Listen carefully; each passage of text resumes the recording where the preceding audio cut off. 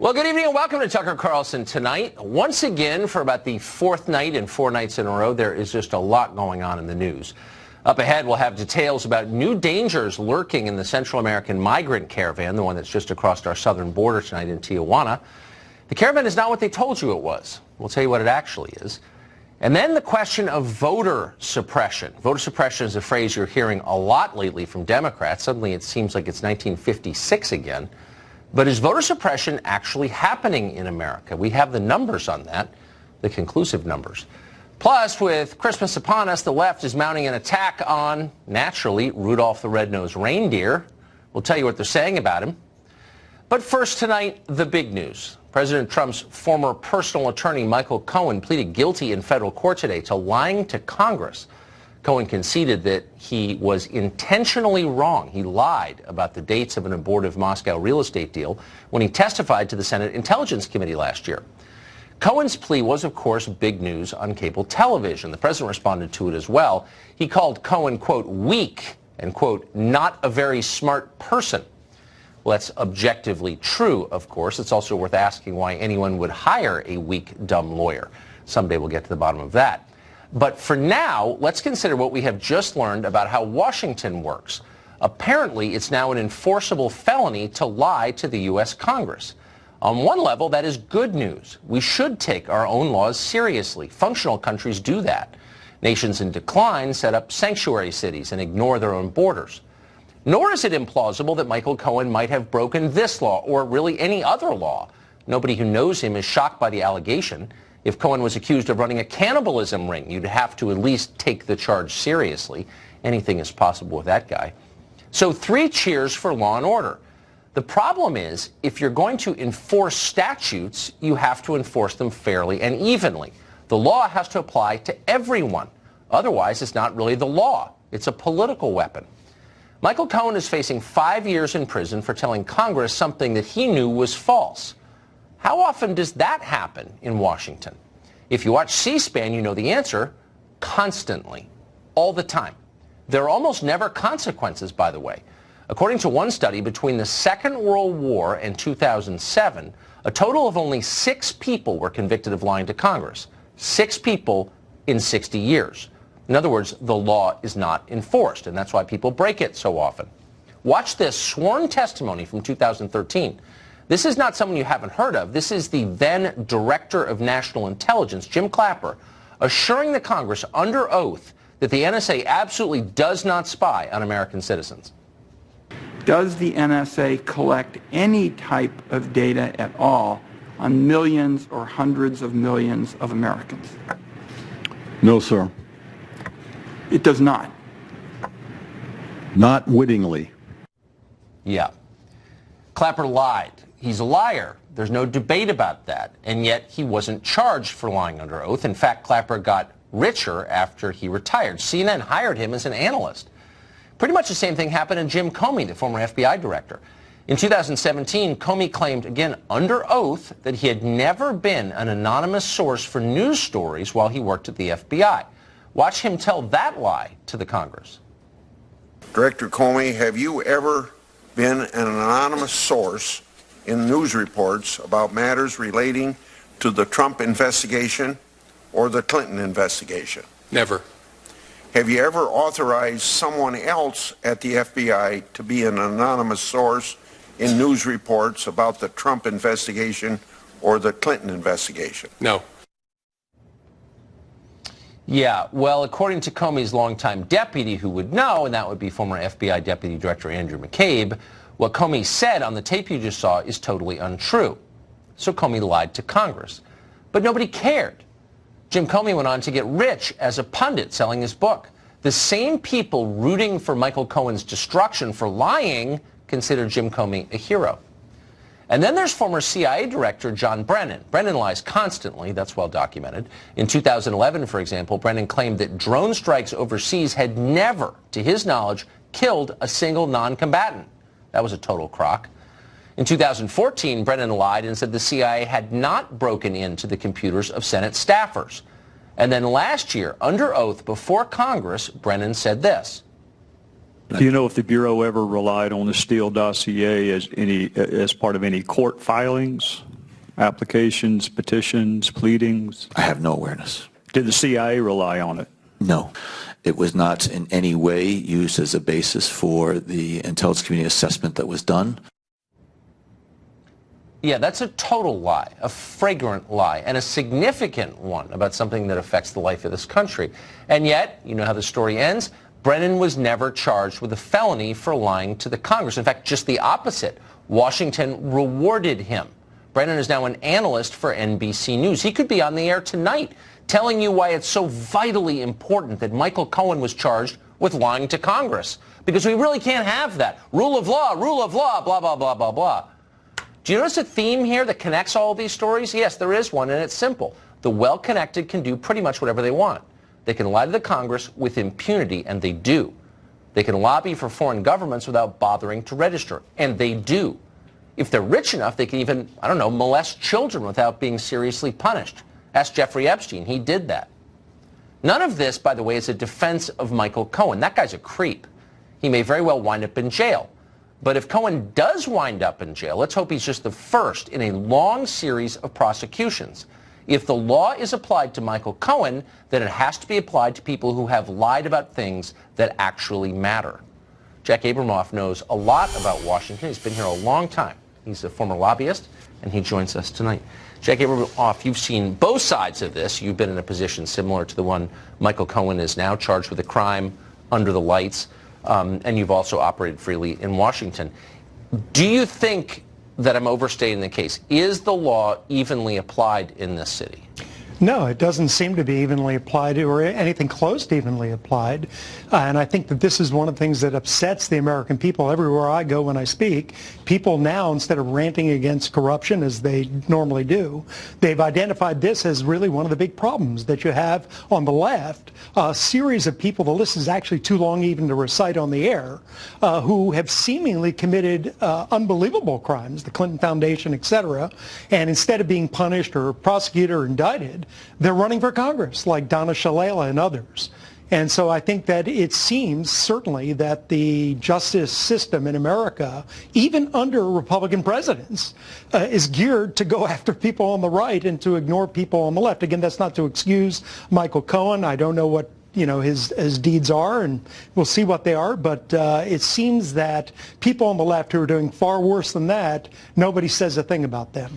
It also seems like the slowest gazelle gets eaten. I mean, Michael Cohen is dumb, if I can just say, someone who knows him, and not personally popular, and obviously he's attached to a very unpopular presidential campaign and a very unpopular candidate. And so he seems like a very natural target, whereas someone like Jim Clapper, who's seen as this wise man, this chin-tugging graybeard, can lie about something deeply significant, about breaking the law. The NSA is not allowed to spy on Americans. And he gets a TV contract. I mean, can you think of in your many years here, decades here, an example of someone really powerful being punished for breaking the law? No, I can't. I can't think of certainly since Watergate, and even the people who were punished in Watergate really weren't very powerful people. Right, exactly. No, and I think that the problem for Michael Cohen is he's a gazelle running in the wrong pack. Right. If you were running in the left-wing pack, no matter where he is in that pack, because there aren't exactly brilliant gazelles in that pack either. Exactly. But that's a more of a protected pack, it seems, for some reason. Huh. So that's not, and I just want to be totally clear for the fifth time, I'm not defending whatever crime Michael Cohen is accused of committing, and it sounds like he admitted it, okay? He should be punished. But it does seem like that's corrupt. That's not justice when a law is only applied selectively.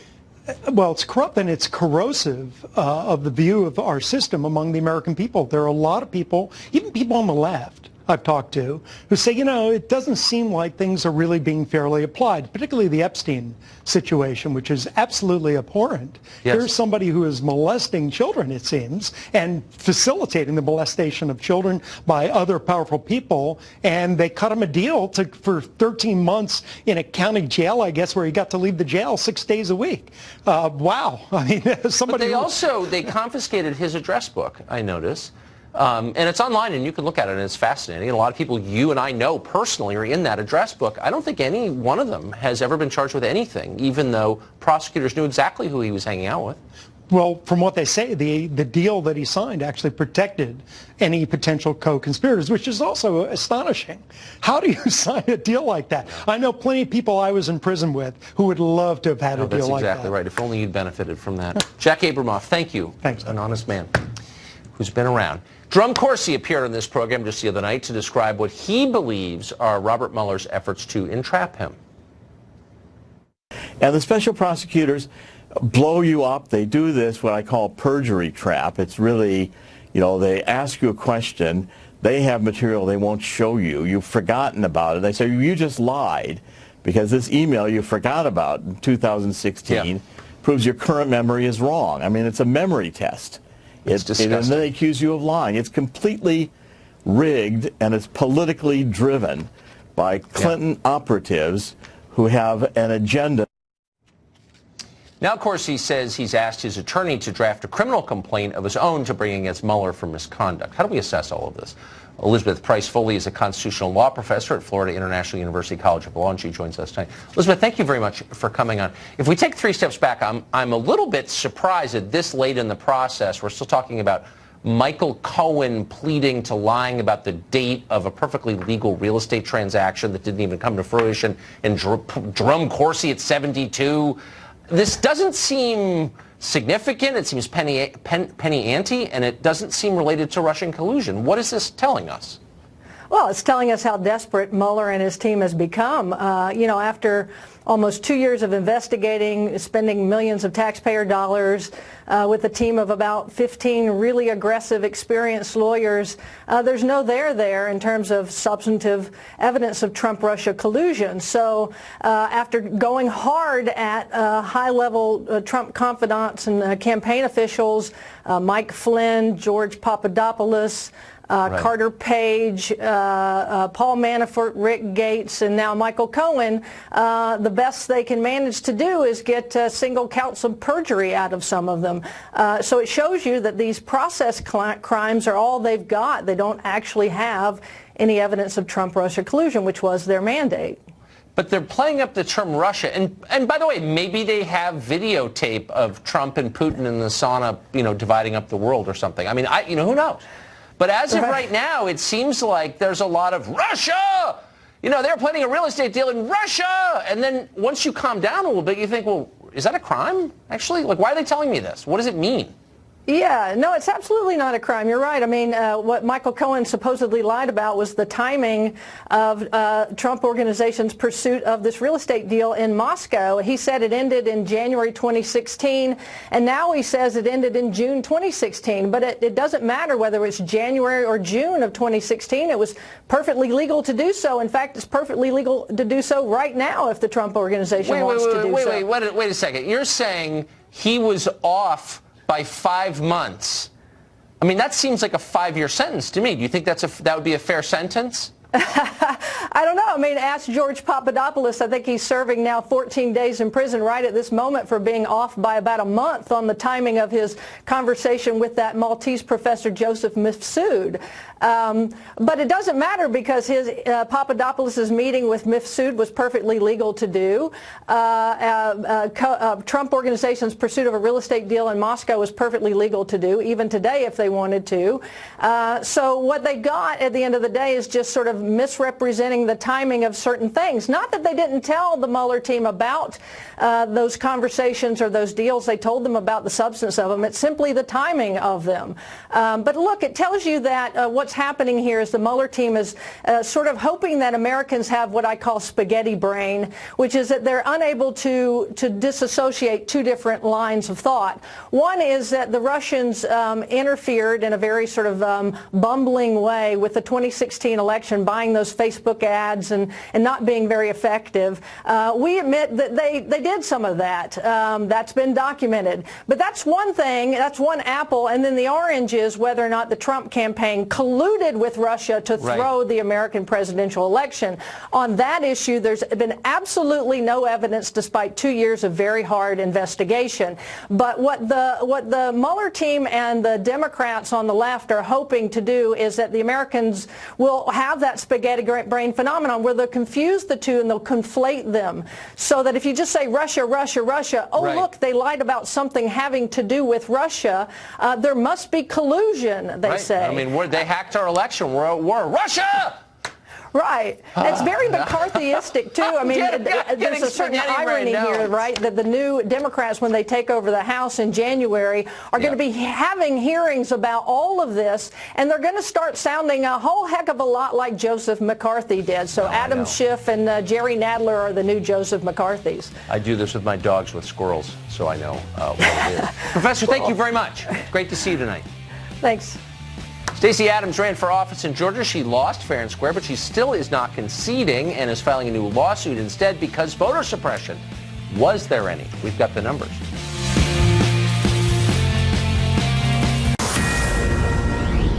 Got a Fox News alert for you. You are looking at live pictures of the president's plane, Air Force One, landing in Buenos Aires, Argentina.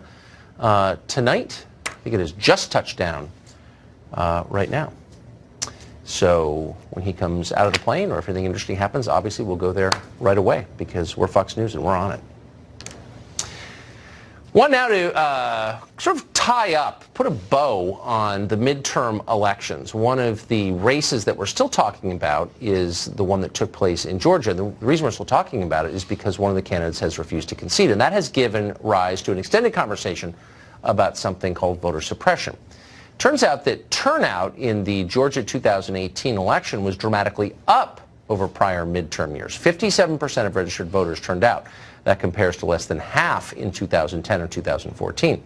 And yet, despite that, the Democrat in the race, Stacey Abrams, says that the election was stolen from her because votes were suppressed. Here's part of what she's saying. It was not a free and fair election. It was not fair to the thousands who were forced to wait in long lines. Is he the legitimate governor-elect of Georgia? He is the person who won an adequate number of votes. An adequate number of votes. In other words, more votes than Stacey Abrams got. But she still won't concede, and instead her PAC has filed a lawsuit alleging, that phrase again, voter suppression. So what exactly is voter suppression? Richard Goodstein is a lawyer and a former advisor to the Bill and Hillary Clinton family and campaigns, and he joins us today. Richard, thanks a lot for coming on. Of course. So look, I'm totally opposed to voter suppression. I'm for democracy, and always have been. So I think this is worth looking at carefully. But I'm hung up on this kind of logic barrier. If voter turnout was higher than it had been in the previous two elections, how did voter suppression play a role? So you're enough of a scientist to know that correlation does not prove causality, right? Let me quote. What does that mean? Well, what I mean is there was higher turnout all over the country. And here are 5 things that Republican governors and legislators did to suppress the vote over the past few years. Closed polling places, purged eligible voters. They barred felons, which was overturned in Florida. Voter ID was required, which basically that basically cuts against inner city, often minority voters. And early voting was eliminated in states where early voting typically favored Democrats. So those steps were taken. Notwithstanding that, Kemp won. Congratulations. But that doesn't mean that there was no voter suppression. Okay, we know those steps but actually it does mean that, because voter suppression is what it sounds like. It's the suppression of votes. But Stacey Abrams got more votes than any Democrat in 10 years in the state of Georgia. She got more votes than Hillary Clinton got, who was running for president in 2016. And so, I mean, where are the votes that were suppressed?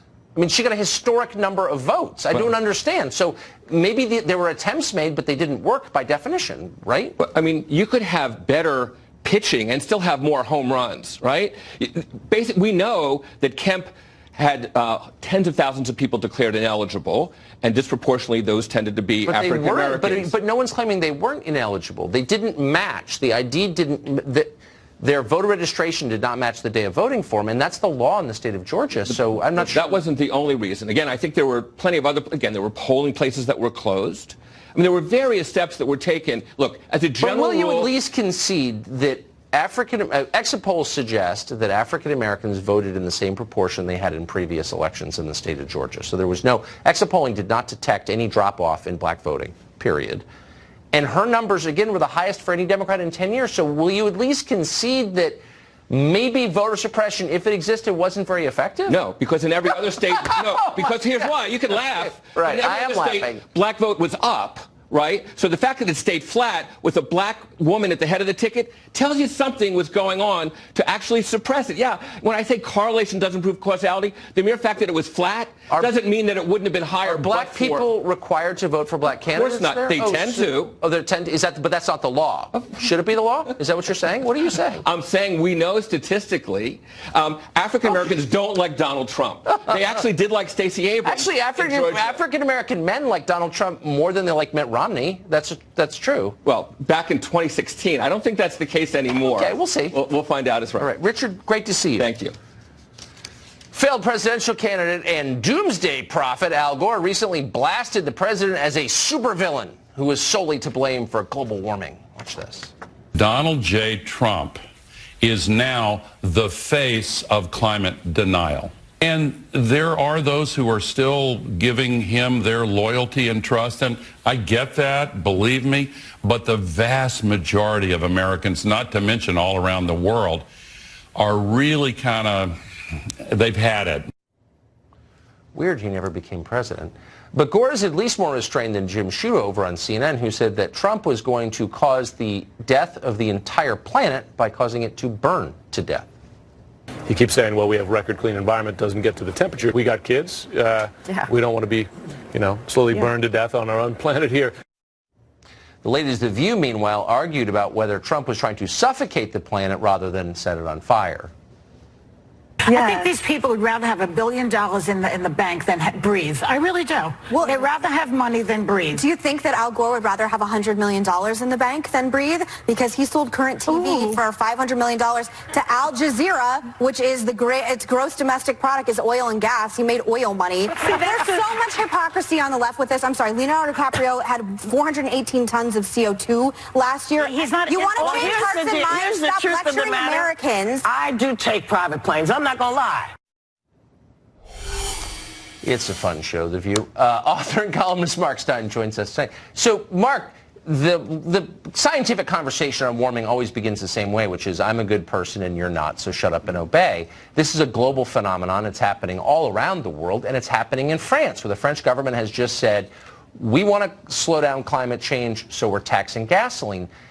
And there's been this kind of revolution in response from the left and the right. The entire French middle class, tell me if I'm misreading this, has risen up to say, no, this is a scam. You're punishing us under the guise of making the planet better, and we're not putting up with it anymore. Do you think this is part of a global change in the way populations respond to climate hectoring? Yes, I think so. I think climate hectoring was on the verge of a mass movement around the turn of the century. And then because all the climate models turned out to be disastrous, people came to understand it for what it is, which it's a boutique, niche concern. It's, as the ladies on The View were saying, it's for those who take private jets. So Leonardo DiCaprio and Al Gore can fly by private jet to climate conferences. Al Gore's house in Tennessee has a carbon footprint 20 times bigger than the average American home. But that's because he's being virtuous and using his carbon footprint to save the planet, whereas you, Joe Schlub of 27B Elm Street, need to give up your washing machine and your dryer and be beating your clothes dry with the native women down on the rocks by the river, beating your loincloth dry. But so let me ask you a sincere question. If you really believed that climate was the greatest challenge we face, why would you even allow private planes to exist? I'm sincere in that question. Because I think it is actually a form of class war. It's a way, well, in macro terms, it's a way of the developed world denying the developing world any chance to live the kind of lives that people in the developed world live. And then within developed countries, it's a way for elites to tell people that, you know, when it's just Al Gore and the Prince of Wales flying around having climate conferences, everything's fine. But the minute Mr. and Mrs. Joe Schmo want to take a vacation in Florida, then the whole planet's going to broil. It's an elite thing. Exactly. Nobody takes it's serious. Al Gore said we had 10 years to save the planet in January 2006. So we're almost 3 years past his sell-by date now. I mentioned the Prince of Wales. He was more specific. He said we had 96 months. So that was June 2017. And we're still here. I can't believe it. Saying the world is going to end. I'm especially glad that you're still here. Mark Stein, one of the few real geniuses I know. Thank you. I'm way past my sell-by date, Tucker. Me too. Up ahead, there is new evidence of danger lurking inside the migrant caravan stalled in Tijuana tonight. We'll tell you what it is after the break.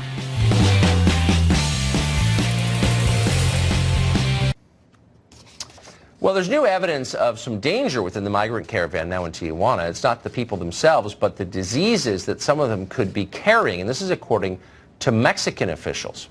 Tijuana doctors say that 1/3 of caravan members are being treated for some kind of health issue.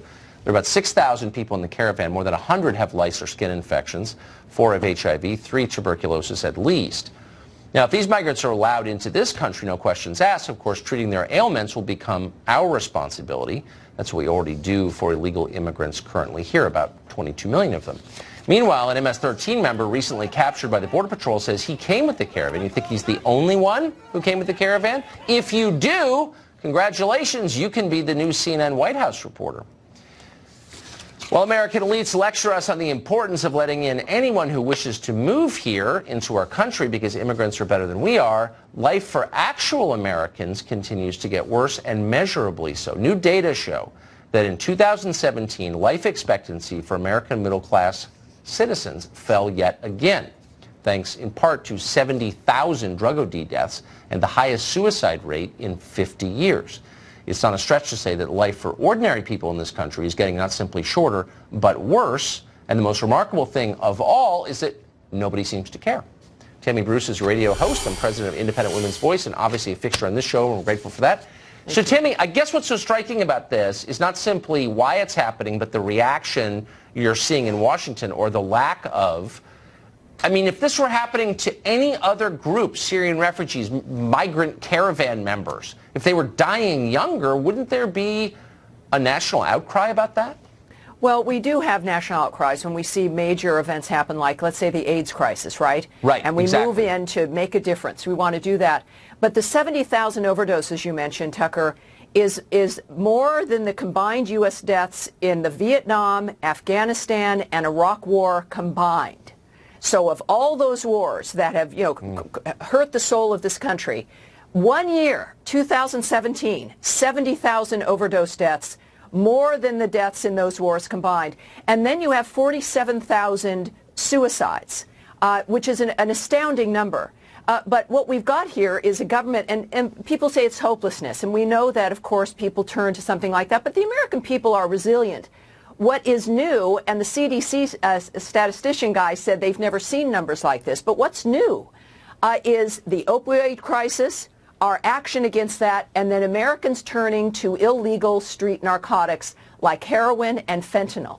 And I contend that they're not saying much about this because you have the start of it was through Obamacare and the healthcare dynamic of taking a pill instead of having a surgery because it was cheaper. That's right. But then also, now, in order to deal with this, 90% of the opioids, the fentanyl, the synthetic that is coming into this country is from Mexico, is from the southern border. It's a combination of Chinese influence as well, but it's Mexican. It's the Sinaloa cartel in Mexico. So in order to deal with this, Tucker, we'd have to actually talk seriously about border security, and we can't do that because then that would make Donald Trump look right. So we've got so many Americans being sacrificed because politicians don't want to have a conversation about security at the border. Every time I bring this up on this show, the person I'm debating blames America. It's a demand problem. That's right. Okay, it tells you it's not. This is a big government problem established by the government, Americans abandoned, and then a refusal to address a core of what we could do, and then deal also with addiction, which we have to do, but deal with that core at the border, and they're not willing to do it. Tammy Bruce, thank you for that incisive analysis. Time now for Final Exam. Can you beat the experts at remembering what happened in the news this week? This week we have a special showdown between former Trump campaign chairman Corey Lewandowski and Dave Bossie, his co-author of a new book, a highly divisive Final Exam, after the break.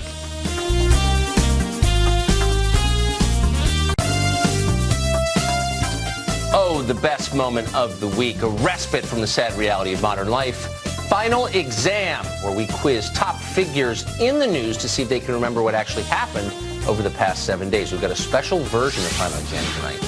Corey Lewandowski and David Bossie are the co-authors of a brand new book called Trump's Enemies, How the Deep State is Undermining the President. We thought it'd be interesting to set co-author against co-author. They join us tonight. I cannot believe you agreed to do this. We're ready. Oh, we're excited. We're not above stunt casting the segment. That's exactly what we're doing tonight. All right. I'm not even going to bet. There is a kind of line in the studio on who's going to win, but I'm not going to tell you who's favored. I am going to read you the rules, though, so you know. That's right. And no cheating. Okay? Then he's out. It's not going to work. It's not going to work. We're watching carefully. Okay, hands up buzzers. I ask the questions. The first one to buzz in gets to answer the question.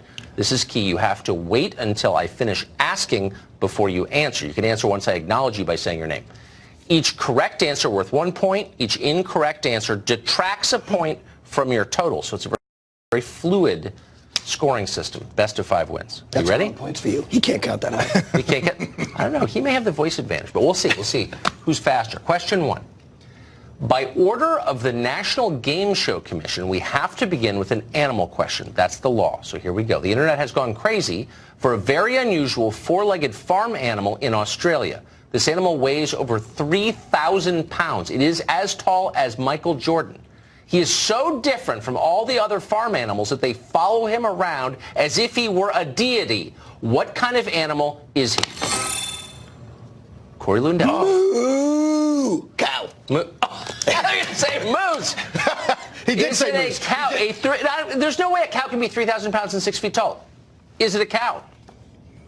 6 foot 4 inches. That's the size of the utterly giant cow. Its name is Knickers, and he's now the laughing stock, weighing in at 3,000 pounds.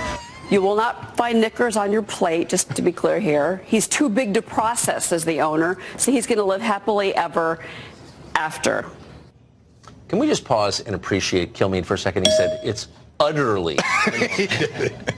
Of course. Just want to appreciate that. All right, question 2. Forbes is out with its annual list of the highest paid television stars. Topping the list is not me.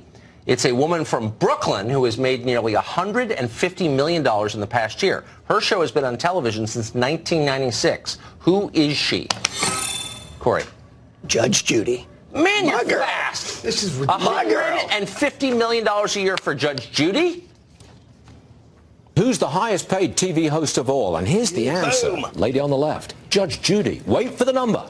$147 million in the past year. Wow. Whoa. Wow. Ellen DeGeneres, number 2, $87 million. Dr. Phil, $77 million. Ryan Seacrest, $74 million. Steve Harvey, $44 million. So what are we doing wrong here at Fox? By the way, our judges just said that they've checked the circuitry in the buzzing devices, and that both of you buzzed in, you were just slightly faster. Story of my life. Well, that's so true. God, that's so true. Rubbing it in. Question 3. At a rally in Mississippi, the President of the United States told the crowd that as a young man, people told him he looked like which famous American icon? Dave, you blew it! Corey. At least it works. Robert Redford. It sounded like the question ended, say our judges. See, I'm not in charge of making these rules. They are giving you a pass because they say it sounded like I'd finished the question. So you get to answer it. Which Elvis. American? Elvis! Man, you guys are hair trigger. Is it Elvis?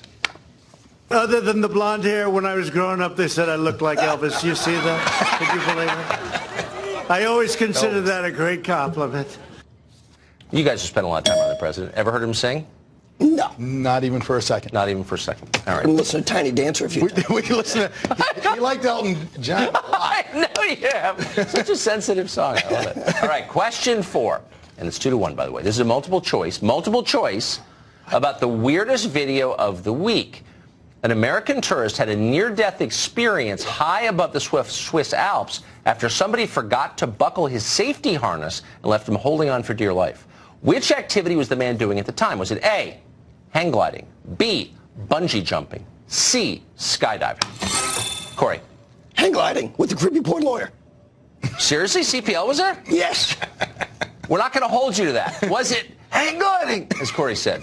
A first-time hang glider holding on for dear life. His safety harness was not connected. He was left clinging to the pilot. The pilot was trying to land somewhere quickly, but he had trouble controlling that glider because he was steering with one hand. Creepy porn lawyer can't even hold on to his clients, much less a hang glider. All right, final question. This one also multiple choice. First Lady Melania Trump has unveiled the Christmas decorations at the White House. They feature tens of thousands of red ornaments. What is this year's theme? Is it A, Winter Wonderland, B, Blessings from the Heartland, or C, American Treasures? Corey. American Treasures. Is it, okay, let me just say, you're a savage animal. Can I just say that? You are. It's unbelievable. Is it C, American Treasures? American Treasures. Each room inside the White House highlights different American cities, presidents, and traditions. It's unbelievable. There are more than 14,000 red ornaments hanging from 29 trees this year, and there's a gingerbread house. Hey, Tucker, I never get tired of winning. You know, you are, and by the way, I'm looking, we have a mug. It's our Eric Wempel mug, and I don't know where it is. So they're back ordered. So we're going to give you the Golden Retriever mug instead, which I hope, So Can I come back and defend my title? Yes, you can defend your title. Boom. Anytime. And Mr. Bossy, I hope you will come back too. And I know that you let him win. You're a little bit of a loser. He's your co-author. You know what? He needs to feel a little better about himself, so I let him win. You're still splitting the royalties 50-50. Gentlemen, thank you. It was great to see you. That's it for this week's Final Exam. Pay close attention to the news all week and tune in next week to see if you can beat the pros. We'll be right back.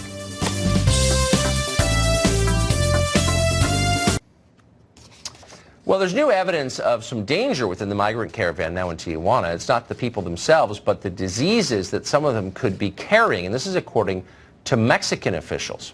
Tijuana doctors say that 1/3 of caravan members are being treated for some kind of health issue.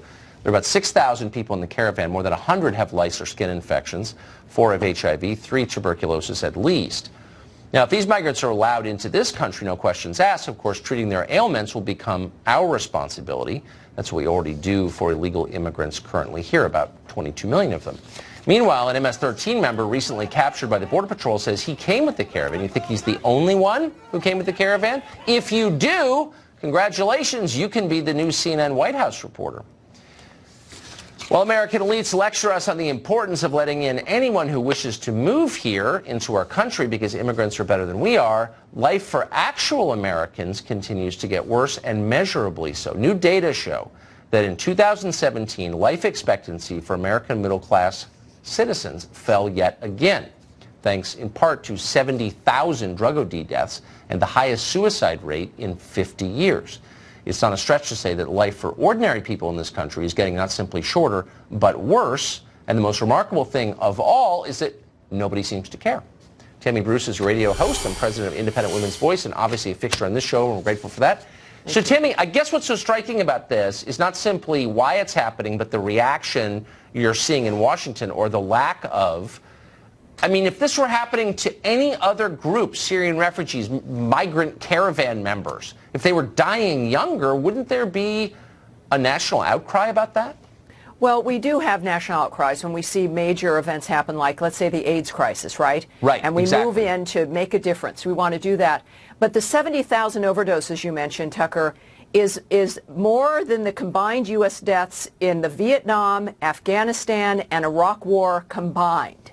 So of all those wars that have, hurt the soul of this country, 1 year, 2017, 70,000 overdose deaths, more than the deaths in those wars combined.